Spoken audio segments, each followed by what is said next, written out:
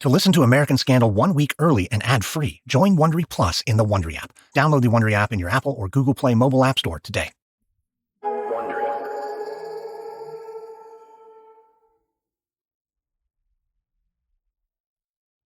It's March 21st, 1990, in a district courtroom in Washington, D.C. Judge Harold H. Green sits at the bench. From his elevated position, he overlooks the packed audience of spectators.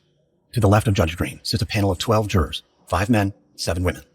Since John Poindexter's trial began in early March, these jurors have listened to hours of testimony. They've sacrificed weeks of their time in order to perform their civic duty. But today is a special day. Today, the jurors are going to hear testimony from a very important person, former President Ronald Reagan. The bailiff opens a door at the back of the courtroom and wheels several television sets to the front of the jury box.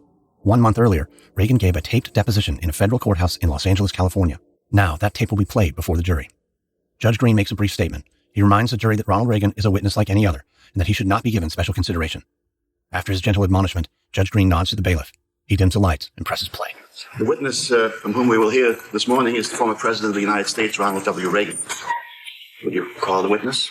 Yeah, the defense calls Ronald Reagan as the witness, Your Honor. Mr. President. Your Honor. Take it. Sir, would you raise your right? The clerk will administer the oath to you.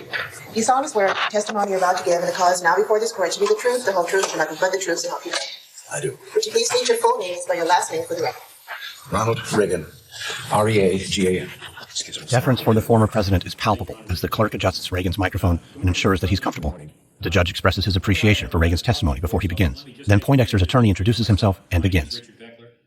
Let me just say that basically, and I do have a lot of documents here to refresh your recollection, but I don't think it's going to be necessary to do that. There was a statement by you to the public, a televised statement on November 13th, talking just about the missile shipments to Iran, and then there was a press conference 6 days later on November 19th. Between the November 13th and the November 19th addresses that you made to the nation, did you receive information from Admiral Poindexter that enabled you to make those presentations to the public? I don't recall. Reagan seems to be suffering from what Ollie North once called the Great Plague of Amnesia. Would you have met with anybody during that time frame in order to make those presentations? Well, I'm not denying whether I met with others. It's just that I don't recall. Right, because it was at that same press conference, in fact, that Admiral Poindexter pointed out at the end of the press conference that there was certain information that was no longer protected, having to do with Israel. Do you recall that at all? No, I don't. I asked you before, and I'm not going to belabor it, I just wonder if you recall the day before that, November 12th, you attended a meeting with congressional leaders, and Admiral Poindexter was with you at that meeting when you met with the congressman, was he not? That I don't recall at all. But that would be the kind of a meeting that the National Security Advisor would attend with you, I would think. Yes, and possibly other cabinet members or staff members, but I don't recall. In total, the jurors listened to 8 hours of testimony from the former president. Over the course of his 2-day interview, Reagan says he does not recall or does not remember 88 times. It's not hard to imagine the members of the jury are asking themselves the same question Lawrence Walsh had been asking since he began his investigation 3 years ago. Is Reagan telling the truth? Is it possible that he really doesn't remember any of the details surrounding Iran-Contra? These questions invariably force Walsh to consider another, even more troubling possibility, that maybe Reagan's not lying. Maybe his mind is starting to slip away. Maybe it's been gone for some time. Wondery's shocking true crime podcast, Over My Dead Body, is back for a 3rd season with a story about corruption, betrayal, and the secrets of a fallen hero. Follow Over My Dead Body, Season 3, Fox Lake, on Apple Podcasts or wherever you're listening right now.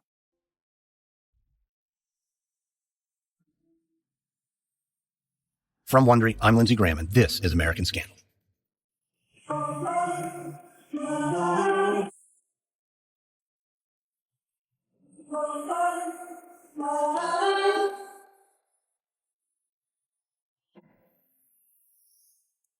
In the last episode, independent counsel Lawrence Walsh arrived in Washington and launched his investigation into the Iran-Contra affair. Walsh has a long list of potential targets for prosecution. National Security Council staffer Ollie North was first on his list. Reagan's former National Security Advisor, John Poindexter, is second.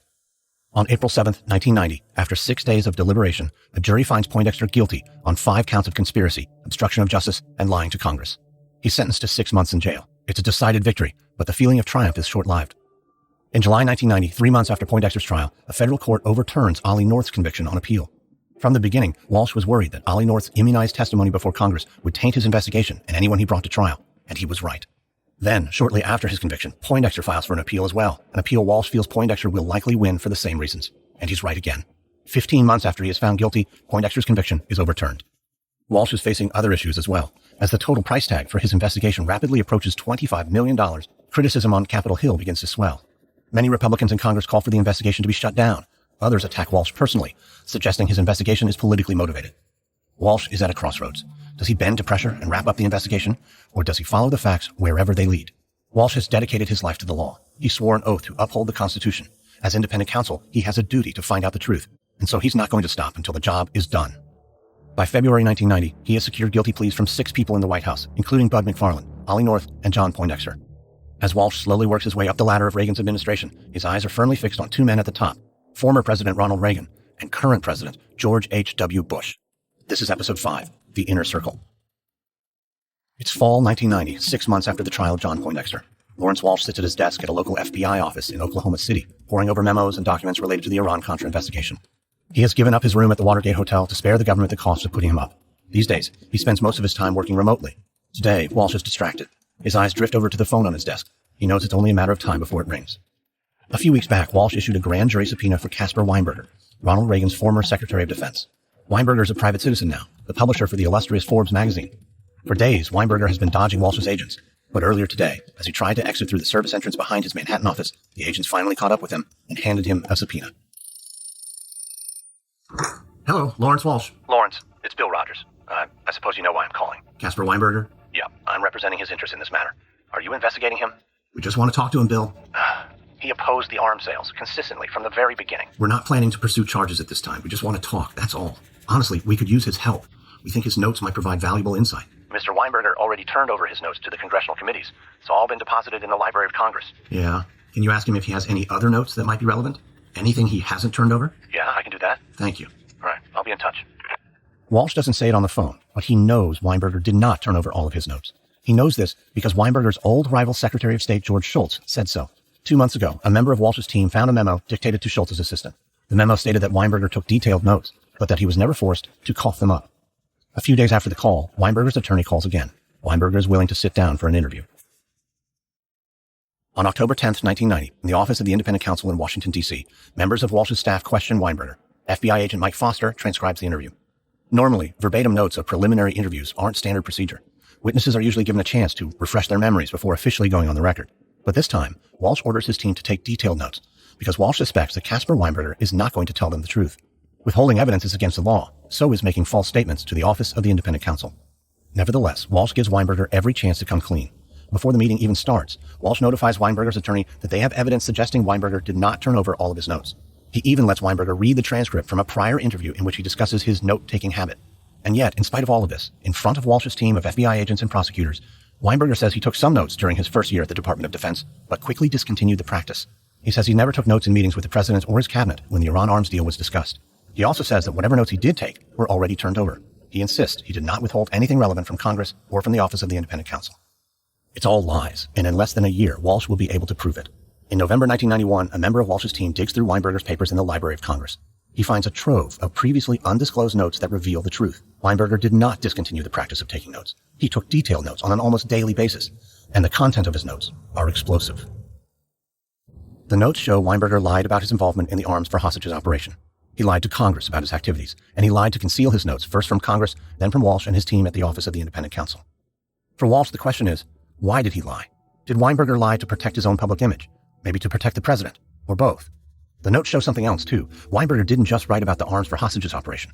After the Iran's arms story broke in the press, Weinberger all but documented the cover-up in his notes. Notes he had withheld from Congress. Notes that might have led to Reagan's impeachment.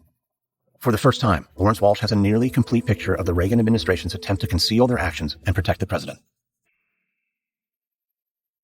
In April 1992, Walsh and his team meet at the Office of the Independent Counsel to discuss how to deal with Weinberger. In Walsh's opinion, Weinberger should be charged with participating in a continuing cover-up of Ronald Reagan's illegal actions and a massive obstruction of Iran-Contra. In Walsh's view, Weinberger's misconduct is part of a broader pattern of obstruction by the Reagan administration that began in November 1986. The obstruction included withholding information from Congress, blocking Walsh's work by over-classifying documents, lying to Congress, lying to the grand jury, and lying to Walsh's staff. For Walsh, the issue of concealment lies at the heart of his investigation. Concealment of the truth to protect the president. But it would be impossible for Walsh to prosecute every government official who concealed notes in relation to Iran-Contra. There are far too many, and each of those individual cases would take months. Patience for Walsh's investigation in Congress and with the American people is already growing thin. So Walsh decides to make an example of Casper Weinberger, the highest ranking of all the offenders. 2 months later, in June 1992, Weinberger is indicted and charged with 5 felonies, 1 count of obstructing a congressional investigation, 2 counts of making false statements, and 2 charges of perjury. Shortly after the indictment, Walsh subpoenas former President Ronald Reagan as a witness. For the first time, Reagan will be forced to sit down with Lawrence Walsh face to face. A month after Weinberger's indictment, Lawrence Walsh flies to California to personally take Reagan's deposition. They meet in Reagan's office on the Avenue of the Stars in Los Angeles. Reagan is polite and cordial. He even offers Walsh a snack, licorice jelly beans, his favorite treat. But when Walsh starts to question Reagan on the details of Iran-Contra, the former president's recollection is even foggier than it was during Poindexter's trial. He's not even been out of office for 4 years, but he doesn't remember basic details about his presidency. Walsh has to remind him of simple, innocuous details, like the fact that his former National Security Advisor, John Poindexter, resigned. During a break, Reagan takes Walsh to the window of his office. He happily points out the sights of the city. Walsh is captivated by his charm and his kindness. Reagan is a superstar, a famous actor, and a beloved president. But Walsh can also see that Reagan's star is fading. He can see that the president is disabled. He can also see how it'd be hard for other people to notice, because Reagan, even in his deteriorated state, is extremely appealing. Before Walsh leaves the meeting, he tells Reagan's lawyer what must have already seemed obvious. Reagan is not fit to stand trial in his own defense. Walsh will not be bringing charges against him. But that does not mean Walsh intends to back off his former Secretary of Defense, Casper Weinberger. On July 29, 1992, an article appears in the Baltimore Sun reporting Republicans in Congress have demanded a full accounting of the money Lawrence Walsh has spent on the investigation. Leading the charge is a senator from Kansas named Bob Dole. Dole has been a vocal critic of Walsh throughout the investigation. Now he's demanding Walsh leave Iran-Contra where it belongs, in the history books. Shortly after the Sun article, Reuters reports that Walsh's investigation cost more than $32 million. And for the money spent, Walsh has very little to show for it. 6 years after the investigation began, the reporter writes, the last of the hostages have been freed, democratic elections have been held in Nicaragua, and the threat of world communist domination seems remote. So why is Walsh driven to continue? Republicans are starting to suspect that Lawrence Walsh's investigation has been politicized, infected by partisan politics. Some people call it a witch hunt. Walsh isn't the only one under fire. As George H.W. Bush gears up for re-election in 1992, it seems the political winds are blowing in a new direction. In 1988, he was elected to fulfill the promise of the Reagan presidency. But now, America seems ready for a change. And that change comes in the form of a charismatic governor from Arkansas named Bill Clinton. It's October 25th, 1992. Democratic presidential nominee Bill Clinton speaks to a crowd of supporters gathered for an outdoor rally at a Michigan high school. Governor Clinton criticizes Bush's economic policies, saying those policies resulted in lost jobs in the U.S. and the exploitation of workers in Central America. And then he goes beyond disparaging policy by implying Bush's White House is riddled with corruption. It is so strange to look at what is going on in Washington today and put it against the real problems of real people. It's impossible to figure. We've got a president who came here to Michigan today one more time saying we ought to trust him with 4 more years. And I look at the government over which he presides. I mean, can you believe it? He's here talking about law enforcement, and in Washington, the FBI and the Justice Department are so busy investigating each other, they don't have any time for crooks anymore. But in late October 1992, Bill Clinton is not Bush's only problem. Bush is about to get an unwelcome surprise from independent counsel Lawrence Walsh.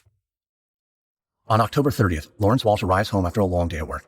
His wife says to him, "You were all over the news today." Walsh is confused. He asks her, "What news? We didn't do anything newsworthy today." But Walsh's office did do something that day. In his mind, it wasn't a big deal. His office filed what's called a superseding indictment, an adjustment to the charges against Casper Weinberger.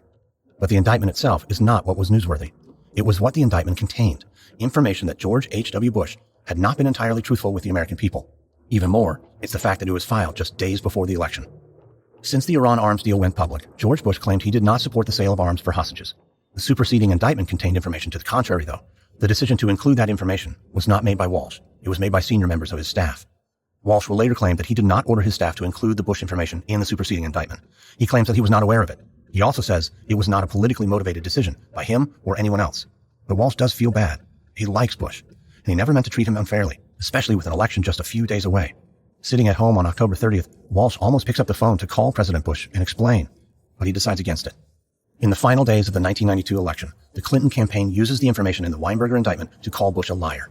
In response, Bush calls Walsh's investigation something too, a big witch hunt. On November 3rd, 1992, Bill Clinton is elected the 42nd President of the United States. Republican Senator Bob Dole is certain Lawrence Walsh is to blame. 6 days after the election, on November 9th, Dole goes on CBS's Face the Nation with a list of demands. He calls for an end to the Iran-Contra investigation and the launch of a new investigation to determine whether or not politics played any part in the indictment of Casper Weinberger. He makes more pointed claims as well. Dole says the grand jury charge against Mr. Weinberger was obtained by a Walsh aide who contributed $500 to the campaign of President-elect Bill Clinton. He says the aide also worked for a law firm that contributed $20,000 to the Clinton campaign. And then Dole takes it one step further. He says that President Bush should pardon everyone convicted by the office of the independent counsel. Walsh feels Bob Dole has crossed a line. Walsh is a lifelong Republican. He was a supporter of Ronald Reagan, and throughout the entire Iran-Contra affair, Walsh resisted speaking out publicly. He felt saying too much about his work would be improper. Walsh has a job to do, and that job has nothing to do with partisan politics. So, 2 days after Dole's Face the Nation interview, Walsh pens a letter that speaks volumes. He writes, "I can recall no case where a Senate leader has so directly intruded himself in a pending lawsuit. Dole is basing his accusation on slim grounds," he says. "There's no truth to Mr. Dole's suggestions." Walsh says his aide, the one being accused of partisanship, is a courageous lawyer who is willing to expose himself to unpopularity in order to carry out his responsibility. Walsh's message is clear. Dole is the only one politicizing the Iran-Contra investigation. But if Republicans feel Walsh is not being honest, many Americans feel the same way about former President Bush. They made their feelings known at the ballot box by voting him out of office. But the American people don't know the half of it. In November 1992, Bush has a secret he'd rather not see the light of day, a secret Lawrence Walsh is about to uncover.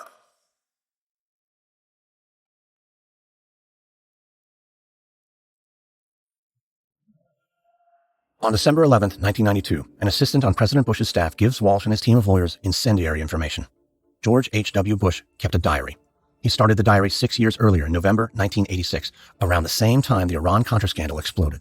Bush dictated observations and thoughts to his secretary at the end of every workday. He chronicled his work as vice president for 2 years, from early November 86 all the way through his 88 presidential campaign. And he kept this diary a secret from nearly everyone. In September of 1992, 2 months before the election, Lawrence Walsh's office requested materials from President Bush. Bush says he told his staff to cooperate with the request. And Bush's staff did turn over a lot of documents, but they didn't turn over the diary. This wasn't the first time President Bush obfuscated when it came to the subject of diaries. In the trial of John Poindexter, 2.5 years before Bush lost his bid for re-election, Poindexter's lawyers asked for President Reagan to release his private diaries Reagan kept during the Iran-Contra affair with potentially incriminating information.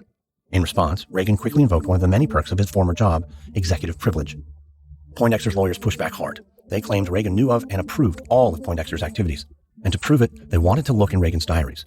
Before he was forced to comply, President Bush stepped in and supported the former president's assertion of executive privilege, specifically on the issue of the diaries. At the time, Bush's intention seemed entirely above board, just a president looking out for his friend and former boss, not to mention the office of the presidency. But in December 1992, Lawrence Walsh discovers that Bush's motivation for intervening on Reagan's behalf was perhaps more self-interested.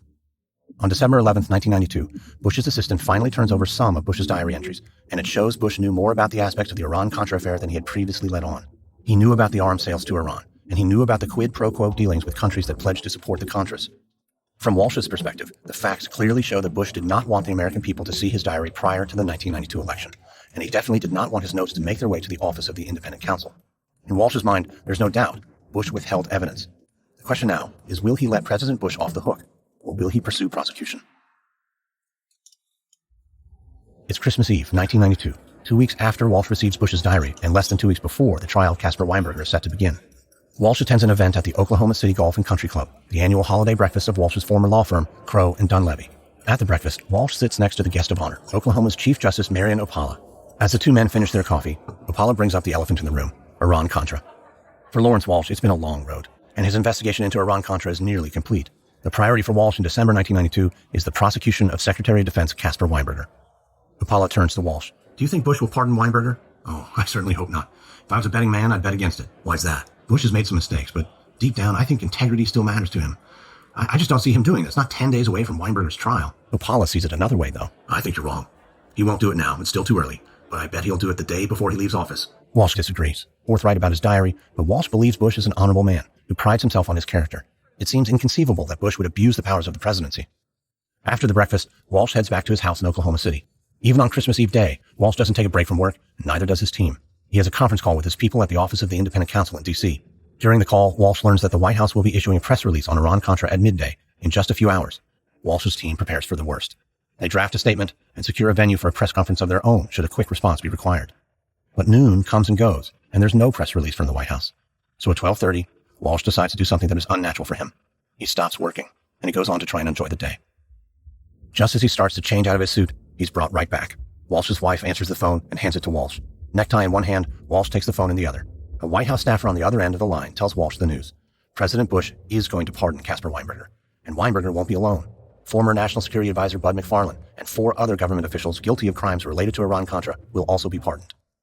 Over the course of Walsh's 6-year investigation into the Iran-Contra affair, he and his team have secured 12 convictions or guilty pleas. 2 have been overturned. Now, on Christmas Eve 1992, President Bush pardoned 6 of the remaining 10. Walsh hangs up the phone. He immediately puts his suit back on. His wife asks him what's wrong.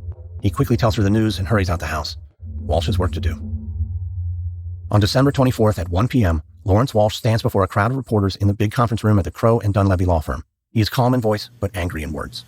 President Bush's pardon of Casper Weinberger and other Iran-Contra defendants undermines the principle that no man is above the law. It demonstrates that powerful people with powerful allies can commit serious crimes in high office, deliberately abusing the public trust without consequences. The Iran-Contra cover-up has continued for more than 6 years. It has now been completed with the pardon of Casper Weinberger. Weinberger's early and deliberate decision to conceal and withhold extensive contemporaneous notes is a part of a disturbing pattern of deception and obstruction that permeated the highest levels of the Reagan and Bush administrations. Walsh keeps his composure, but he's simmering. My office was informed only within the past 2 weeks, on December 11th, 1992, that President Bush had failed to produce to investigators his own highly relevant contemporaneous notes, despite repeated requests for such documents. The production of these notes is still ongoing and will lead to appropriate action. It's a shot across the bow. Bush is a sitting president, and most legal experts agree a sitting president cannot be indicted, but Bush is only president for another month. After thanking the press for coming out on Christmas Eve, he finally heads home, feeling awful. Walsh knows his team has put up a good, hard fight, but it's starting to look like it might be for nothing. Walsh pulls into his driveway and parks his car, then heads straight for the shower. But he isn't done for the day. Around 4 p.m., he sets out for an evening packed with interviews. He drives to the local PBS office to tape an interview for the McNeil-Lehrer NewsHour. As he looks out the window of his car, the wide Oklahoma sky seems dark and foreboding. He feels like it's closing in on him. He pulls into the barren parking lot and makes his way into the unattended reception area. Then he waits, alone, until finally someone comes to get him. The massive studio is empty except for a technician who quickly wires him up, gives him an earpiece, clips on a mic, and sits him in a chair in front of a lone camera. There's no monitor for Walsh to watch the live broadcast, but he can hear the show patched into his earpiece. The pardon of Casper Weinberger is the first story. Walsh listens to excerpts from a press conference Weinberger held earlier that day. Ladies and gentlemen, I'm of course extremely happy with the President's decision because I am completely innocent. I'm completely confident that I would have been acquitted in a real... Sitting there in the chair, waiting for the unblinking eye of the camera to flicker to life, Walsh is reminded of a popular saying among criminal lawyers. If the law is against you, talk about the facts. If the facts are against you, talk about the law. If both are against you, attack the prosecutor. Weinberger does just that. I've seen the first hand this way, this lawlessness and this vindictiveness of the independent counsel. It troubles me greatly that those who are not in a position, and I've been very fortunate, those who are not in a position to hire the most able counsel you can find and spend great amounts of time and effort and money to fight unwarranted charges will be forced to plead guilty to things that they have not done, simply because they cannot afford and cannot run the risk of being steamrollered by a runaway prosecutor who has unlimited time, unlimited money, and is accountable to no one. It's a very strange American institution. This prosecution of me and those of many others has been a mockery of law enforcement and of justice. Appreciate very much your coming today. Then a reporter in the crowd asks a pertinent question. Mr. Secretary, could you put in the clearest words possible what you think the motive of Mr. Walsh was? Well, I don't really know. You'll have to ask him. To the best of my knowledge, he seemed absolutely determined to get somebody. And I think that it really represents, to my mind, the dangers of combining this kind of investigatory responsibility with the prosecutorial responsibility. He seemed to feel that he was going to be measured and judged on the number of convictions he got that withstood appellate review. As Walsh sits in the chair in the PBS studio in Oklahoma, listening to Weinberger besmirch his character, he feels deflated.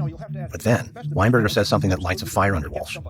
And I have to confess that I think that's a very, very wrong way of going about it. I thought he was appointed to try to find out what had happened, and I cooperated fully with him and gave him all these notes. It's another bold-faced lie. Weinberger did not cooperate fully and did not give Walsh all his notes. But by making this false statement on national television, he does give Lawrence Walsh new vigor. His fatigue vanishes, and a jolt of energy overtakes him. On Christmas Eve, 1992, Lawrence Walsh decides to make his last stand.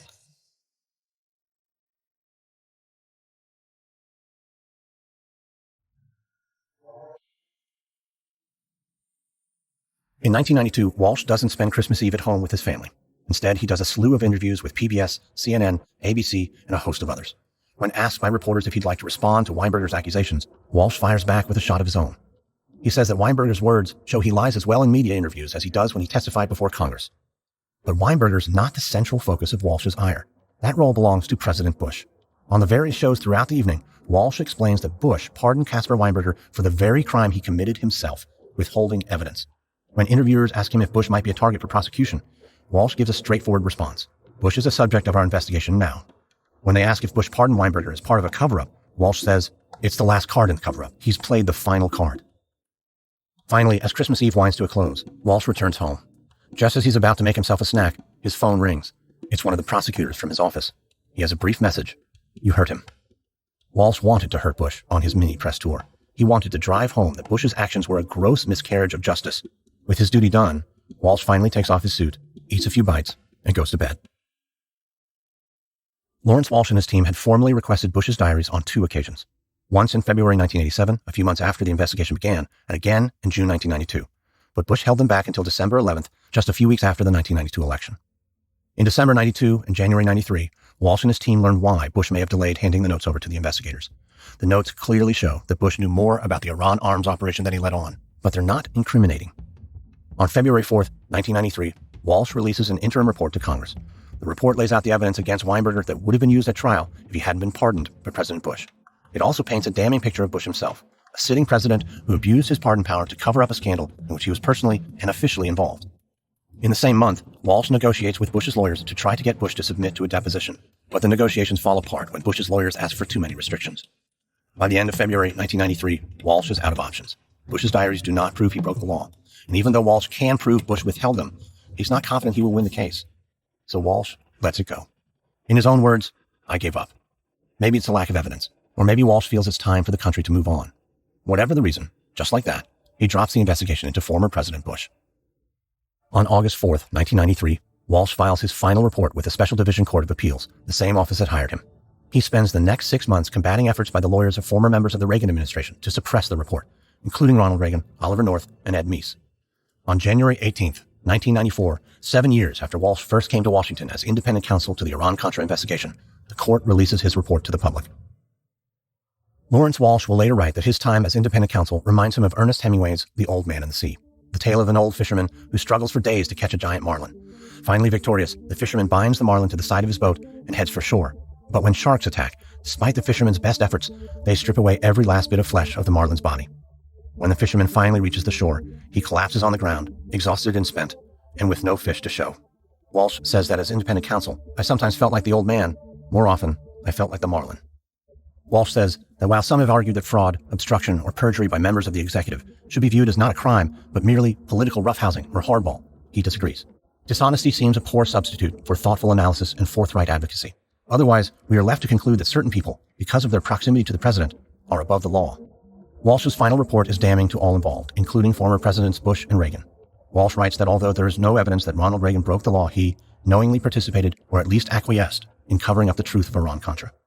Walsh states that although he found no evidence that George H.W. Bush had violated the law, that contrary to Mr. Bush's statements, he was fully aware of the Iran arms sales. Walsh also writes that Bush withheld his diary notes and ultimately refused to cooperate and sit down for an interview. In a press conference on January 18th, 1994, the same day as his final report is released, a journalist asks Walsh a pointed question. If all the facts that are now known had been known in 1987, for example, do you think it would have been appropriate for Congress to consider impeachment, either of President Reagan or of Attorney General Meese? It certainly should have been considered. Whether it would ever reach that point, I think, is doubtful. But the fact is, Congress was deprived of that opportunity by the withholding of notes by Secretary Weinberger. If I could push the impeachment question one step further, suppose that... And also on that same day, Ronald Reagan and George H.W. Bush repeat their previous claims to the press that they did nothing wrong. After Walsh's report is made public, Bob Dole tells the New York Times, Lawrence Walsh's 7-year, $40 million-plus witch hunt is a case study in prosecutorial abuse and excess. This final report is nothing more than a last-minute effort to smear reputations. Apparently, Mr. Walsh doesn't care about his own. But Walsh will write that he sees Iran-Contra as a far more important, nearly existential affair. What set Iran-Contra apart from previous political scandals was the fact that a cover-up engineered in the White House of one president and completed by his successor prevented the rule of law from being applied to the perpetrators of criminal activity of constitutional dimension. So which is it? Was Iran-Contra much ado about nothing? Was the investigation a political witch hunt? Or was the scandal littered with crimes of constitutional proportions? A scandal that men in positions of power willfully concealed. Facts should never be flexible or open to interpretation. A secret plan to sell arms to Iran and divert the funds to the Contras did happen. Those actions were contrary to stated administration policy and congressional order. And those actions were kept secret in a deception that went beyond what is required for a successful covert operation. Congress was lied to. Investigators were lied to. And so was the American public. But the intentions were good. American lives were at stake, as was the viability of democracy in Central America. Oliver North passionately and for many successfully defended his activities as patriotic and necessary. But still, the facts remain.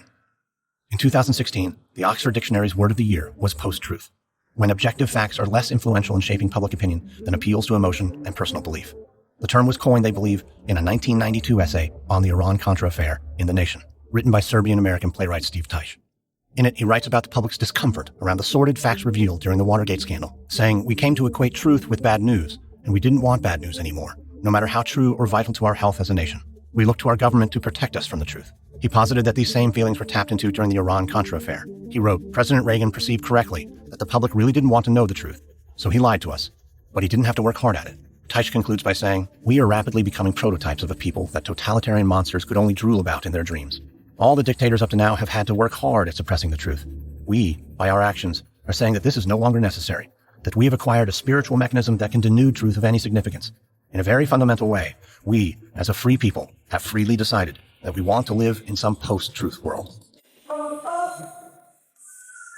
Next, on American Scandal, we're airing a new interview for this Encore presentation of Iran-Contra. We'll speak with Stephen Kinzer, a journalist and best-selling author who writes about foreign policy. We'll talk about the origins of the Iran-Contra affair and why for decades the U.S. has led coups of foreign governments.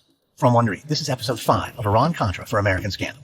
If you like our show, please give us a 5-star rating and leave a review. Be sure to tell your friends. Subscribe on Apple Podcasts, Spotify, or wherever you're listening now. Join Wondery Plus in the Wondery app and listen to episodes 1 week early and ad-free. You'll also find some links and offers from our sponsors in the episode notes. Supporting them helps us keep offering our shows for free. Another way you can support the show is by filling out a small survey at Wondery.com/survey to tell us what topics we might cover next. You can also find us and me on Twitter. Search for #AmericanScandal or follow me at Lindsey A. Graham. Be sure to listen to my other podcasts too, American History Tellers and American Elections Wicked Game. Quick note about our reenactments. In most cases, we can't know exactly what was said, but all our dramatizations are based on historical research. If you'd like to learn more about the Iran-Contra affair, we recommend Firewall by Lawrence Walsh, Under Fire by Olive North, and Special Trust by Bud McFarlane. American Scandal is hosted, edited, sound designed, and executive produced by me, Lindsey Graham, for Airship. Additional production assistance by Derek Behrens. This episode is written by Steve Walters, edited by Andrew Stelzer. Our consultant is Malcolm Byrne. We highly recommend his book, Iran-Contra, Reagan Scandal and the Unchecked Abuse of Presidential Power. Executive producers are Stephanie Jens, Marshall Louis, and Hernan Lopez for Wondery.